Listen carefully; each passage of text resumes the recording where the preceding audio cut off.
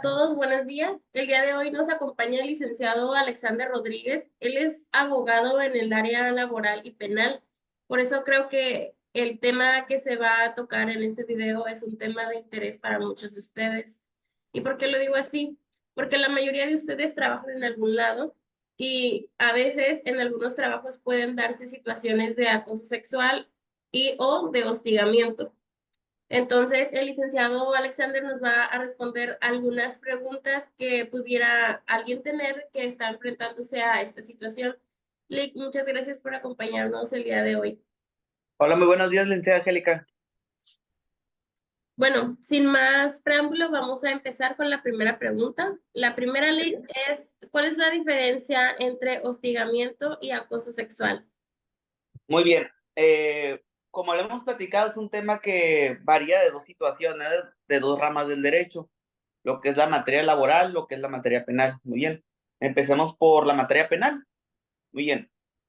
Lo que es el acoso son actos lascivos en contra de una persona entre particulares, ¿no? Insinuaciones, eh, etcétera, ¿no? Y el hostigamiento viene de un hecho de la jerarquía que tiene una persona sobre la otra, como la prevé el Código Penal del Estado, cuando son ministros de culto, cuando son jefes de oficinas, por labores domésticas, etcétera, ¿no?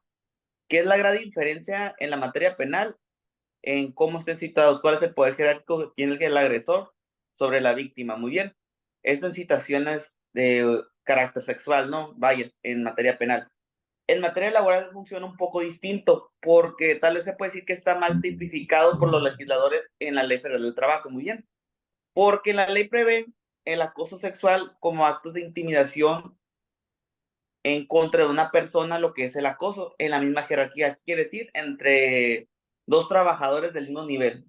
Un ejemplo muy sencillo, entre dos abogados, entre dos administradores, entre dos secretarios, etcétera, ¿no? Y lo que es el hostigamiento son actos de intimidación en contra del agresor, digo, en contra de la víctima cuando el agresor tiene una mayor jerarquía. Como lo sería muy bien, pues yo siendo jefe de alguien, le pongo una mayor carga de trabajo a diferencia de los demás, este, hago actos de violencia o de denigración en contra suya, pero no exactamente previene de un acto sexual. Muy bien, pueden ser distintos actos, solamente que la diferencia sea sobre esa misma persona. Lo que tenemos entendido es que cuando se trata de hostigamiento es cuando es una mayor jerarquía en ambas materias, en la materia penal y en la materia laboral, y el acoso entre particulares. Muy bien. La siguiente pregunta. La siguiente pregunta es, ¿cuáles son los derechos legales en cada caso? Muy bien, en cada caso pues tenemos dos sanciones y tenemos dos maneras de denunciarlos o de demandarlos, ¿no? En lo que es la materia penal, pues tenemos lo que son los derechos de la víctima, podemos ser acreedores a todos ellos, medidas de protección, que la justicia salvaguarde nuestra integridad, etcétera. En materia laboral, pues tenemos los derechos de los trabajadores. ¿Cuáles son? Que en caso de que el patrón o que el mismo patrón haga acto de lo que es el hostigamiento o el acoso, tenemos derecho a una remuneración económica. ¿Qué quiere decir? Dependiendo del tiempo que tenemos laborando en esta empresa, es el compensación que se puede llegar a cabo. Porque la ley marca un estándar de ciertos días de indemnización constitucional, pero esos ya varían entre lo que sea el tiempo que tenga trabajando la persona ahí. Muy bien. Son varias cuestiones ahí lo que se prevén, lo que es prima de antigüedad, prima de indemnización constitucional, prima por no reinstalar, prima por el tiempo determinado que lleva trabajando ahí, etcétera, ¿no? En resumidas cuentas, pues nos hacemos acreedores a la protección primero que nada de la ley, que se nos ahogue nuestro juicio, comprobar nuestro caso en ambas materias. Obviamente en materia penal va a ser una penalidad de privativa de la libertad y en materia laboral va a ser una compensación económica, ¿no? Gracias, Lick. ¿Y qué opciones legales existen para denunciar? En materia penal, lo que es el acoso y el hostigamiento, pues obviamente es perseguible por querella, ¿no? Y lo que es en materia laboral va a ser por medio de una demanda, muy bien. En la materia laboral, hay una instancia prejudicial, muy bien. Es una materia en la cual tú puedes resolver antes de que se llegue a un juicio.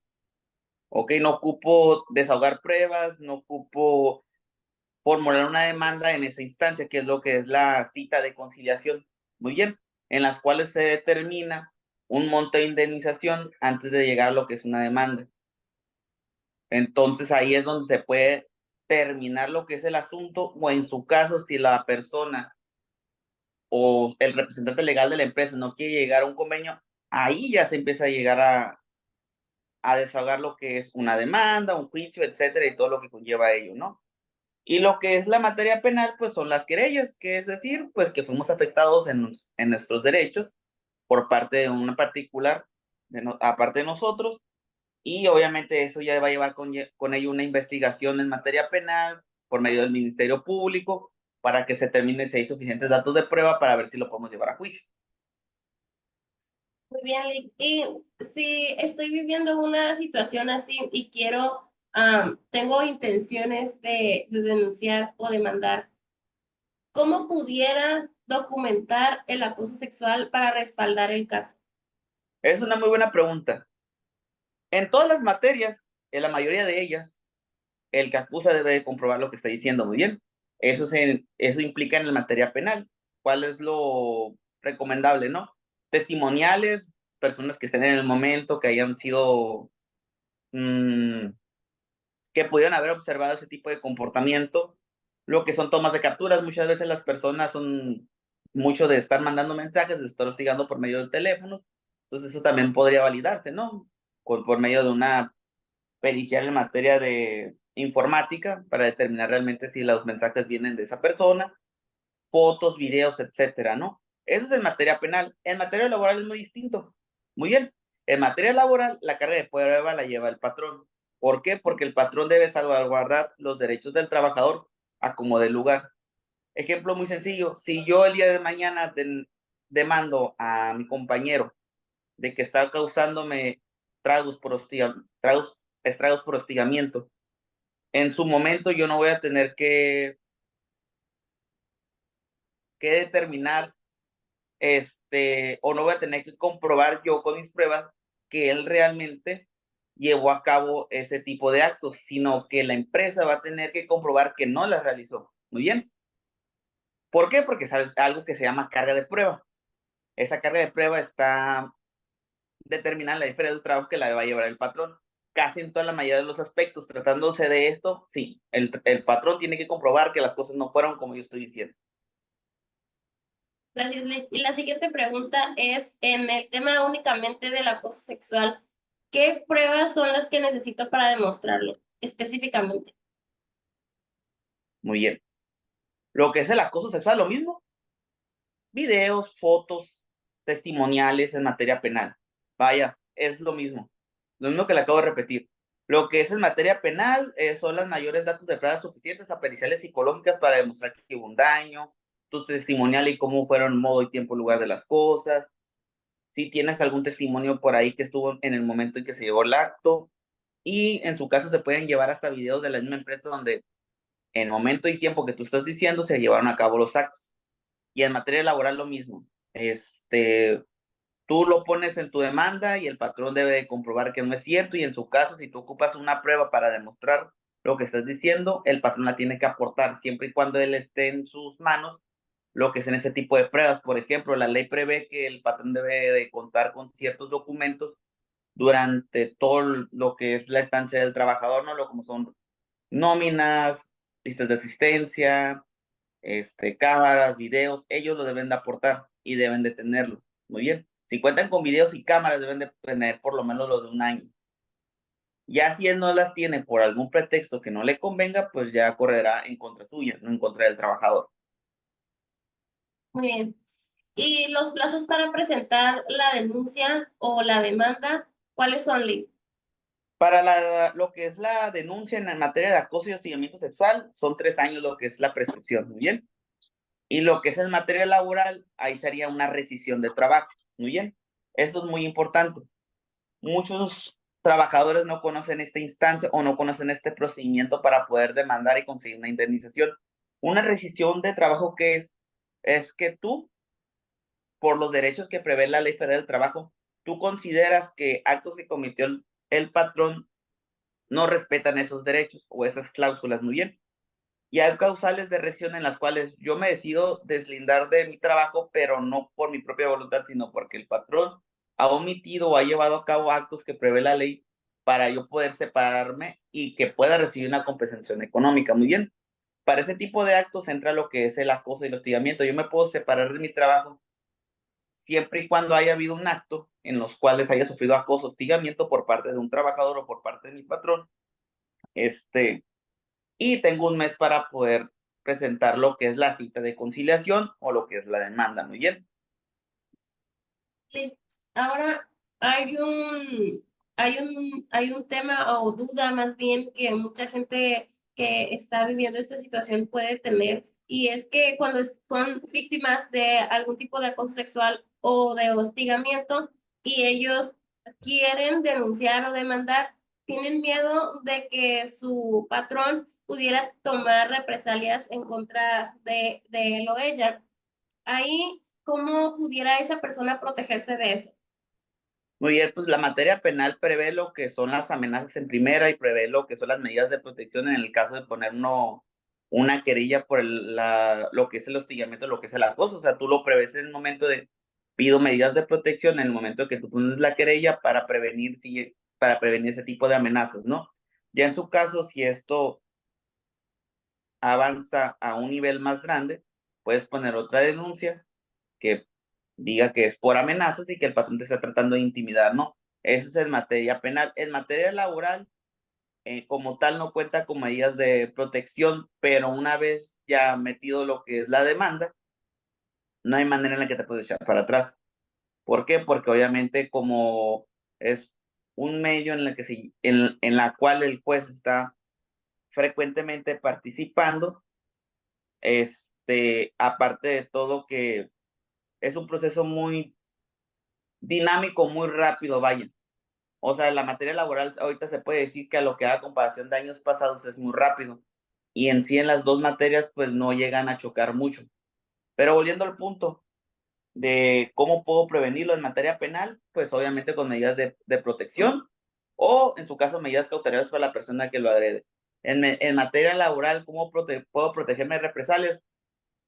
Hablando de materia laboral, muchas veces lo que hacen los patrones para poder afectarte un poco en lo que son tus derechos es hablar mal de ti en el momento que tú pides trabajo, muy bien, cuando son recomendaciones.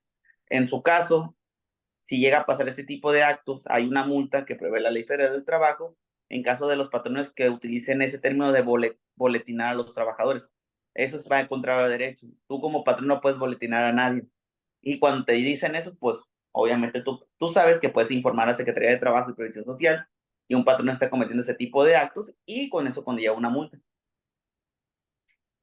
Ok, muchas gracias. Y adelantándonos al punto en el que ya pues se llevó todo el proceso, tanto penal como laboral, y entramos al tema de las compensaciones, poniéndonos en el supuesto de que el caso fue exitoso y todo eso. ¿Qué tipo de compensación es la que reciben las Muy víctimas? bien. Pues en materia laboral, obviamente sí hay compensaciones, ¿no? Dependiendo, como le digo, dependiendo de la antigüedad, es dependiendo del tipo de compensación a la que se va a llegar. Muy bien, ¿por qué?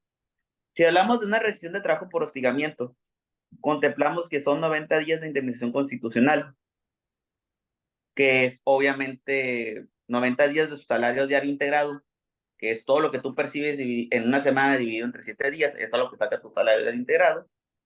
Ese salario por 90. Un ejemplo muy sencillo. Si tú tienes como salario diario integrado 500 pesos, ok, esos 500 van a ser multiplicados por esos 90 días. Bien. También está lo que es la prima de antigüedad. Por cada año que tú hayas trabajado ahí, mereces una compensación, que son 12 días por año. Y hay una compensación en el artículo 51 de la Ley Federal del Trabajo que establece sobre el momento de que tu patrón reincide o lleva a cabo este tipo de actos, se te van a dar 20 días por año también anexado. Muy bien, que es similar a cuando pasa un despido injustificado, que es prima por no reinstalar, es una compensación similar. ¿Por qué? Porque al final el patrón cayó en ese encuadre y obviamente la Ley Federal del Trabajo trata de compensarla de alguna manera, ¿no? Entonces estamos hablando que por una persona, ejemplo, normal, que haya trabajado un año haya trabajado un año en una empresa, por lo menos tiene derecho a alrededor de unos 150 días de indemnización constitucional. Muy bien. Eso sin contar lo que son los salarios caídos. Los salarios caídos dependiendo de cuánto tarda en terminar el proceso laboral, ¿no? Entonces, hablando de que 150 días con un salario de 500 pesos diarios, estamos hablando que son mm, alrededor de 75,000 pesos en un juicio laboral, ¿no? En materia penal, pues en sí no hay una compensación económica, se puede decir, simplemente que se te van a hacer los pagos de la reparación del daño, lo que pues son las, los, perdón, las citas con el psicólogo son las que se te van a pagar. Obviamente, pues eso se te dan se te paga por medio del agresor en su caso, y eso se puede decir que es un tipo de compensación, pero al final no hay una compensación, vaya, ¿por qué?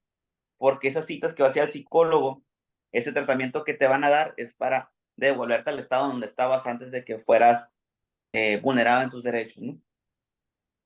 Ok, ya hablamos de el tipo de pruebas que se necesitan conseguir para poder demostrar el acoso sexual o el hostigamiento. Pero ahora, la pregunta es, ¿qué tipo de pruebas hay que conseguir para demostrar que el hecho de que sucediera ese acoso sexual o ese hostigamiento afectó mi desempeño laboral o mi salud mental? Pues en ambos, lo más coherente sería un dictamen psicológico, ¿no? Y que obviamente esos dictámenes psicológicos lleven con ello lo que sean las consultas psicológicas, seguir demostrando que aunque las personas estén yendo a atenderse clínicamente por este tipo de actos, no, no están siendo recuperadas del todo muy bien. En este caso, ¿de qué nos sirven esos dictámenes psicológicos en materia penal? Obviamente de mucho, ¿no? Sabemos que el dictamen psicológico en materia penal tiene un gran valor en cuestión del daño que está siendo causado. ¿Por qué? Porque muchos de este tipo de actos se hacen de una manera privada. Entonces, como no hay muchas veces testimoniales de este tipo de asuntos, el psicólogo se puede basar en el dicho de la víctima para determinar qué tan grande fue el daño y realmente ver si hay consistencias o inconsistencias en el dicho de él. Muy bien. Entonces, para mí, en el caso de la materia penal, sería el dictamen psicológico, cómo puedes demostrar que hubo realmente un daño. En la materia laboral, pues obviamente lo mismo, dictámenes psicológicos, pero ahí la importancia de la psicología no importa tanto porque al final no se está buscando en sí si la persona tiene una afectación psicológica o no. Se castiga simplemente el hecho. Muy bien. ¿Y cómo se castiga? Por medio de un pago de indemnización. Y obviamente esta transcripción tú la puedes llevar o la puedes utilizar en ambas partes, ¿no? O sea, sabes que yo tengo una prueba de que anteriormente ya había sido acosado por mi patrón y aquí tengo una denuncia, por X o Y no había renunciado, pero ahora sí quiero venir a demandarlo. ¿Con qué? Con todo lo que tienes dicho en la carpeta de investigación de la materia penal y viceversa, ¿no? Anteriormente yo ya había puesto una demanda por hostigamiento a mi patrón y siguió cayendo en ese tipo de instancias, obviamente también la puedo llevar a la materia penal. Gracias, Lick. Y ya por última pregunta, ¿qué es lo que puede esperar una víctima durante el proceso mientras va avanzando? Pues más que nada, ¿qué es lo que puede esperar? Primero que nada debe tener algo muy en claro. Muy bien. Para este tipo de actos que cometen este tipo de personas, en contra de sus trabajadores, de sus víctimas, son asuntos que obviamente quieren resolver rápido. No quieren que se haga mucho escándalo por ciertas cuestiones mediáticas, ¿no? Porque sabemos que si empezamos, si la gente que trabaja dentro de un lugar empieza a ver que este tipo de actos están renuentes o renuncia a donde mandan, dicen, o sea, yo también ya he sido partícipe o ya me han demigrado en mi trabajo por este tipo de acciones, o sea, yo también puedo demandar. Es por eso que el patrón trata de darle la prioridad a hacerlo lo más rápido posible. En este tipo de casos, no me ha tocado un asunto que no se puede resolver en conciliación cuando se trata de acoso u hostigamiento porque los patrones tratan de terminar rápido con ello. O sea, son 9 de cada 10 casos, tratan de arreglar una la conciliación. Muy bien, ¿qué es una conciliación? Trata de llevarlo por medio de un convenio. En materia penal, pues ya es dependiendo el tipo de abogado que tengas, lo que sea la agenda del tribunal, etcétera, ¿no? Pero ahí es muy importante lo que es el abogado, muy bien, porque el abogado va a ser el que meta la presión al fiscal para que pueda llamar a audiencia, para que desahoguen pruebas, para que le diga al juez que se están pasando de tiempo, para que también le diga al juez que la persona no es, que el fiscal no está atendiendo el asunto como debe ser, etcétera, ¿no? En ambos casos, lo que uno debe de esperar es dependiendo del abogado que uno tenga, muy bien, por eso es muy importante el asesoramiento que una persona lleve o el abogado que tenga, porque al final es el que va a prever por él, es el que va a hablar por él. Entonces, en ambas situaciones deben de buscar la mejor asesoría posible por parte de sus abogados y obviamente que en su momento ven que el abogado no está realizando el trabajo que debe realizar, revocarlo sin ningún problema y buscar la mejor asesoría, ¿no? Como les digo, esto depende mucho de dos cosas, la agenda del tribunal y el abogado que ustedes tengan o que contraten o que se les designen. Yo siempre les recomiendo que obviamente contraten un abogado. ¿Por qué? Porque los abogados de oficio son personas muy ocupadas, siempre tienen trabajo de más, etcétera, ¿no? Y los abogados particulares obviamente van a buscar la manera de llevar más rápido la solución a este tipo de actos. Bien, porque primero por algo lo están contratando y segundo que nada, como son son actos que sabes que los puedes sacar rápido, es cuestión de buscar la manera de negociarlo en materia laboral.